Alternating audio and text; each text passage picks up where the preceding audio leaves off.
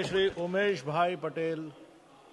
2 minute बोल दीजिए sir जी, आपको 2 मिनट का समय। मैं आज industrial relation code amendment bill 2026 पर चर्चा में भाग लेने के लिए खड़ा हुआ हूं। इस अवसर पर अपने केंद्र शासित प्रदेश की गंभीर औद्योगिक समस्याओं को सदन के समक्ष रखना चाहता हूं। अध्यक्ष महोदय, ये बिल केवल कानून का संशोधन नहीं है, बल्कि ये भारत के श्रमिकों, उद्योगों और औद्योगिक शांति से सीधा जुड़ा हुआ विषय है। महोदय, हमारे प्रदेश में औद्योगिक इकाइयों की स्थिति आज बहुत दयनीय है। एक समय था जब टैक्स बेनिफिट और सस्ती बिजली दरों के कारण हमारे प्रदेश में बड़ी संख्या में उद्योग स्थापित हुए थे, लेकिन आज की स्थिति यह है कि टैक्स बेनिफिट समाप्त हो चुके हैं। बिजली विभाग के निजीकरण के बाद बिजली के दाम बेतहाशा बढ़ गए हैं। परिणाम स्वरूप उद्योग हमारे प्रदेश से पलायन कर रहे हैं। एमएसएमई इकाइयां बंद होने के कगार पर है। श्रमिक बेरोजगार हो रहे हैं। अध्यक्ष महोदय, यदि उद्योग ही नहीं बचेंगे तो इंडस्ट्रियल रिलेशन कोड किसके लिए बनेगा? मैं सरकार से स्पष्ट और ठोस मांग करता हूं कि हमारे प्रदेश को जीएसटी में विशेष राहत दी जाए। केंद्र सरकार अपनी 50% जीएसटी हिस्सेदारी ले, लेकिन राज्य की 50% जीएसटी माफ की जाए, क्योंकि हम केंद्र शासित प्रदेश है और यह मांग पूरी तरह न्याय संगत है। अध्यक्ष महोदय, औद्योगिक संबंध किसी भी देश की आर्थिक रीढ़ होते हैं।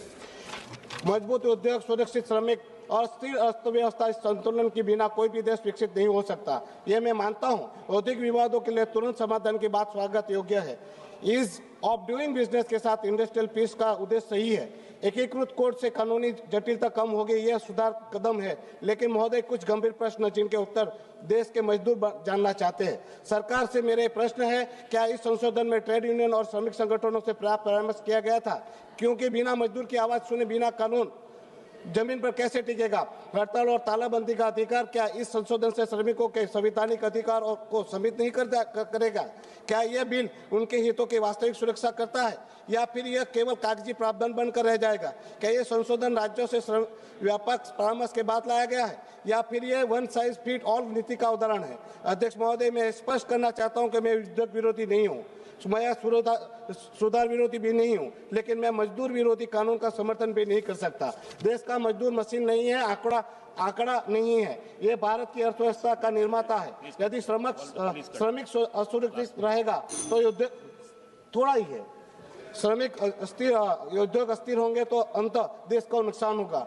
अध्यक्ष महोदय, मैं सरकार से मांग करता हूं कि इस बिल को जेपीसी को भेजा जाए, इस बिल पर व्यापक चर्चा की जाए और इस सुनिश्चित किया जाए कि श्रमिकों के अधिकार सुरक्षित रहे, उद्योगों को स्पष्ट और निष्पक्ष नियम मिले, औद्योगिक शांति जबरदस्ती नहीं, संवाद से बने। अंत में अध्यक्ष महोदय, विकसित भारत का सपना तभी साकार होगा जब विकास की दौड़ में मजदूर पीछे न छूटे। इन्हीं शब्दों के साथ मैं अपनी बात कहना चाह रहा हूँ। पर सर, मैं एक विनंती भी करना चाहता हूँ, ऐसे बिल कभी भी आए तो उस पर व्यापक चर्चा करें, औपचारिकता ना करें, क्योंकि ये बिल हमारे भारत की संविधान की नींव होते हैं। Thank you.